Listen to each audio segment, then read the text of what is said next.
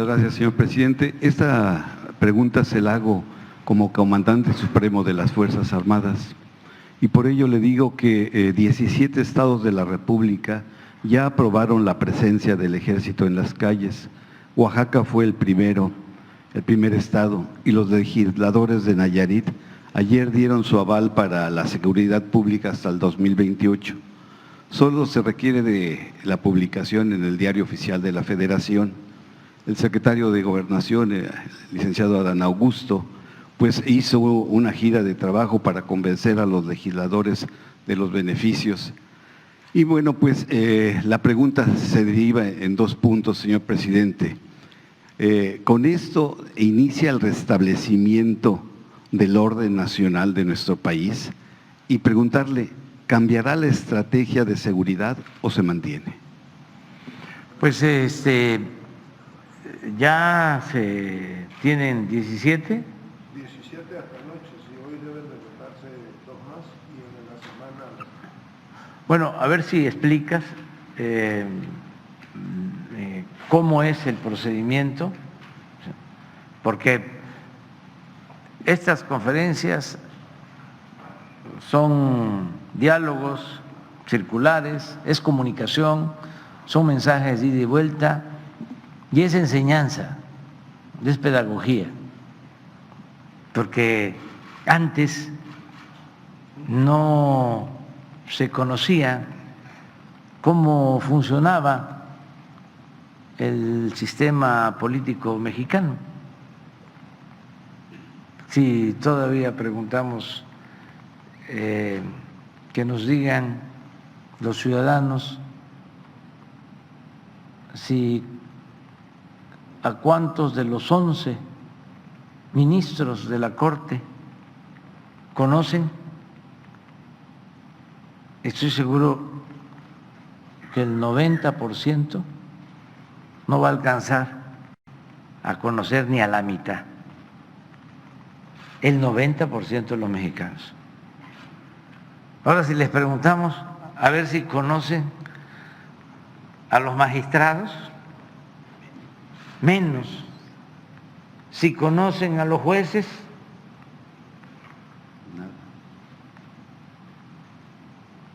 si se conoce a los diputados, a los senadores, puede ser que a los del distrito.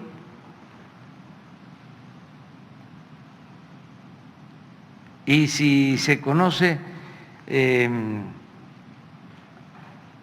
quién puede enviar iniciativas para reformas legales, quién las aprueba,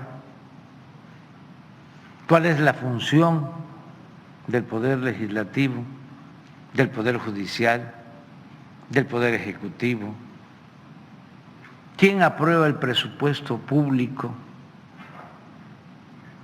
de quién es el dinero del presupuesto público. Todavía hasta hace poco muchos pensaban que el presupuesto era dinero del gobierno, cuando el presupuesto es dinero del pueblo. ¿Pero por qué nos tenían así? Porque les convenía de que se pensara que la política era asunto de los políticos. No te metas, primo hermano, en eso. Tú no sabes. La política es asunto de los políticos. No, la política es asunto de todos. La economía es asunto de los técnicos, de los economistas. No, es asunto de todos. Pero es que está muy complicado. No, como la mayoría de las mujeres que manejan los presupuestos familiares tan limitados, los administran bien, Eso es la economía. Cómo les rinde, cómo lo estiran y cómo resuelven los problemas de alimentación, de vestido en la familia, de calzado, las necesidades de salud. Entonces, sí es muy importante que se conozca, porque se da por hecho de que ya se aprobó la reforma constitucional en la Cámara de Diputados, en la Cámara de Senadores, para que el Ejército y la Marina, la Secretaría de Defensa, la Secretaría de Marina, continúen apoyando en labores de seguridad. A esto se oponen los conservadores, hipócritas, porque ellos usaron al Ejército y a la Marina en su guerra contra el narcotráfico y lo hicieron violando la Constitución, porque no estaba permitido. Ahora que se promueve esta reforma constitucional para que legalmente puedan ayudarnos las Fuerzas Armadas en labores de seguridad, ahora, como hipócritas, hablan de que se va a militarizar el país,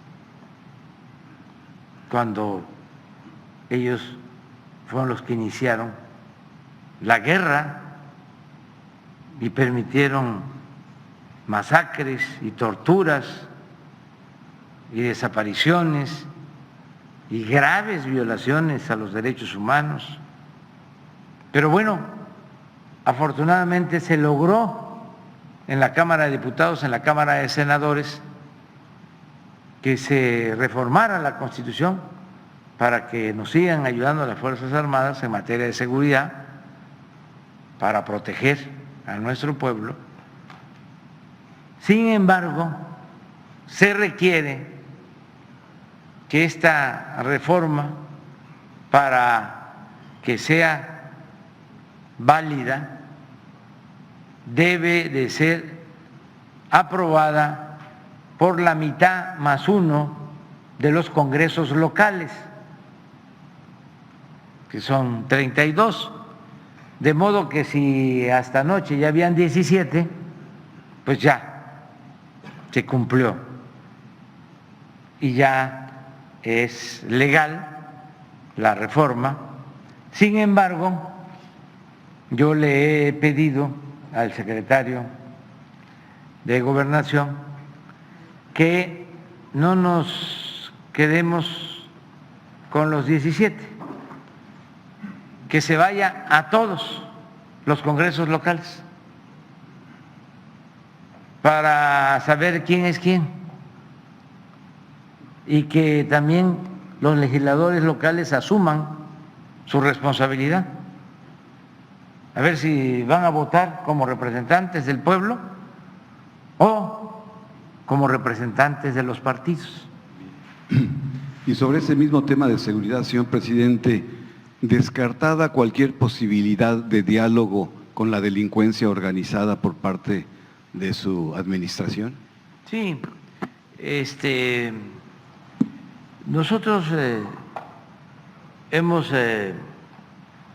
definido una política de cero corrupción y cero impunidad.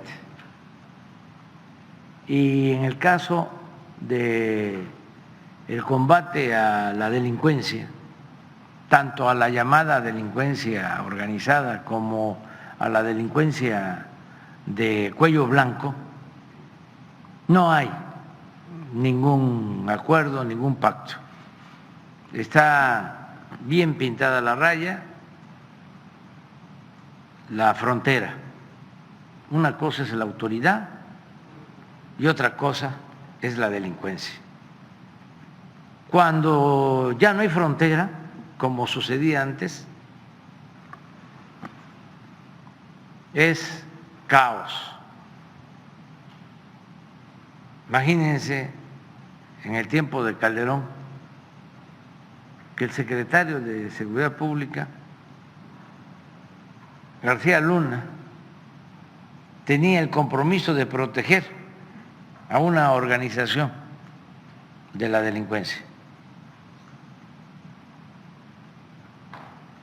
Y era el secretario de Seguridad Pública.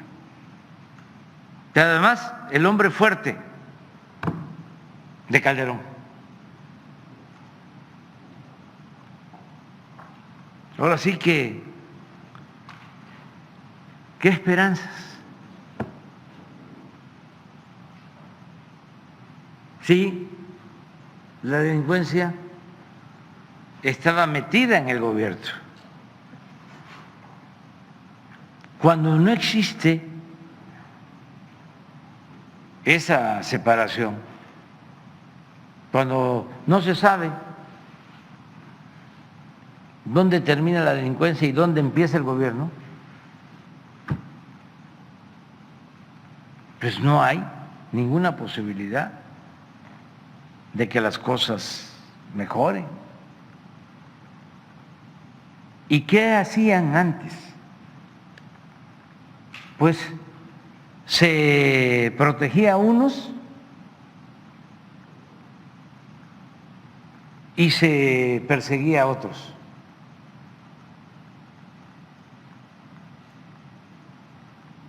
Esos eran los acuerdos. Acá no sucede eso, y nunca va a pasar, de que se va a dar protección o se va a tolerar a quienes cometen delito. Cero impunidad, sea quien sea. Lo he dicho muchas veces. Mis amigos, mis compañeros, mis familiares, todos tienen que rendir cuentas. Y sin hacer ningún pacto, ningún acuerdo, no caer en contubernio. Por eso no tienen nuestros adversarios, opositores, autoridad política, porque no actuaron con moralidad y ahora están enfrentando las consecuencias. Entonces, no podemos hacer ningún acuerdo y tiene mucho que ver también con la estrategia. Dicen, ¿no va a cambiar la estrategia? Claro que no. ¿Y por qué no la voy a cambiar? Primero, porque estoy convencido,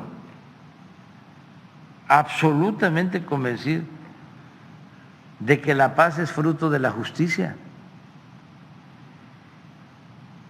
Estoy absolutamente convencido de que el ser humano no es malo por naturaleza, porque algunos así creen. Yo sostengo de que todos los seres humanos somos buenos y son las circunstancias los que llevan a algunos a tomar el camino de las conductas antisociales. Yo creo en el ser humano, creo en la bondad de la gente. Pero imagínense si no hay oportunidades, si los jóvenes son discriminados, no tienen oportunidad ni de estudio ni de trabajo. Al contrario, se les discrimina, como lo hicieron los gobiernos pasados. Incluso hasta rectores de universidades. Una vergüenza que un rector de la UNAM haya hablado de los ninis que ni estudian ni trabajan y nunca hicieron nada por los jóvenes. Nada más tacharlos, etiquetarlos de ninis. ¿Y quiénes son los que más pierden la vida en todo lo relacionado con la violencia? Los jóvenes. Acabamos de ver un informe que presentó hoy el INEGI sobre violencia. A ver por qué no ponen sobre las causas de muerte. Me gustaría, bueno, esta es interesante, esto es de hoy, del INEGI, porque tiene que ver con tu pregunta. Sí. Estos son homicidios. Detuvimos y aquí empezamos a bajar, que es el año pasado, porque el INEGI se tarda, porque ven carpeta por carpeta. Aquí no hay cifra negra. En el caso de homicidios, robo de vehículo, por lo general, el dato se ajusta a la realidad. En cambio, robo, secuestro, violaciones, sí hay cifra negra, porque no siempre se denuncia. En el caso de homicidios se tiene que hacer. 1000 menos, pero todavía en el 22 vamos abajo, va para abajo. Esa es la estrategia, por lo que estás planteando. Pero hay otro dato, a ver por qué no ponen, que me llamó la atención, sobre las causas de fallecimientos. Mire, este es 21, ¿verdad? Los dos. 21. COVID. Pero miren el segundo.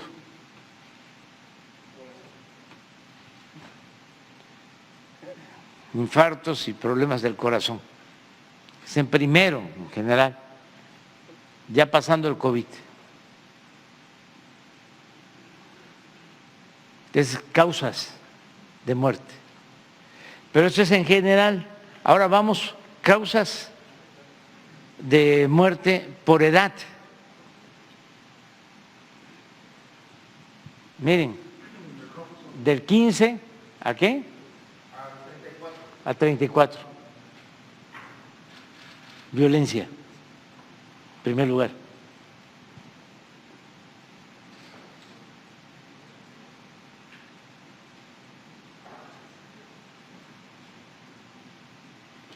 Entonces, esto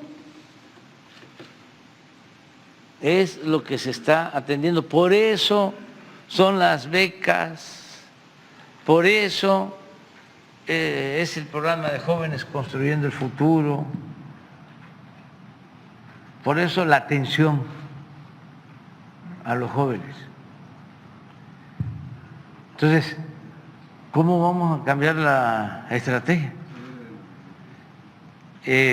Tenemos que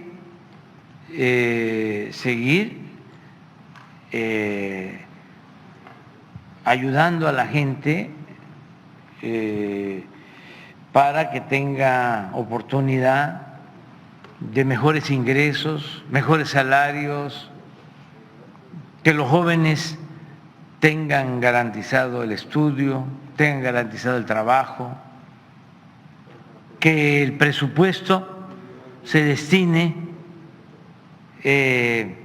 a los más necesitados, que no sea como antes, que el presupuesto iba a parar a los de arriba. Imagínense la barbaridad y la gran injusticia que significó el FOBAPROA. Viene una crisis como la que enfrentamos ahora, crisis económica por la pandemia, y en vez de rescatar a los de abajo, toma Zedillo la decisión de rescatar a los de arriba y convierte las deudas privadas de banqueros y de grandes empresarios en deuda pública.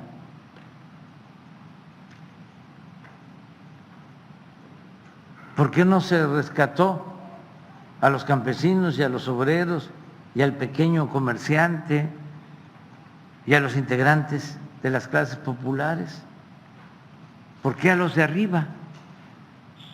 ¿Y saben cuánto hemos pagado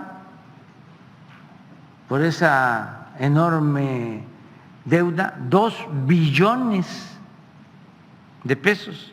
¿Y cuánto debemos? Lo mismo que costó el rescate, 1 billón.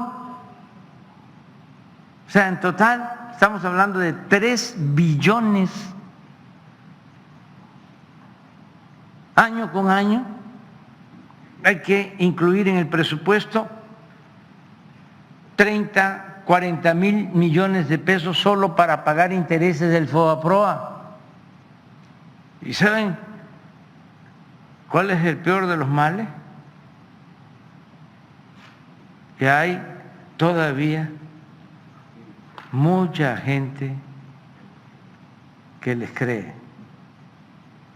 Y como son fifís y hay cierto aspiracionismo en algunos sectores de clase media, ahí van detrás de los fifís, porque ellos quieren ser fifís también.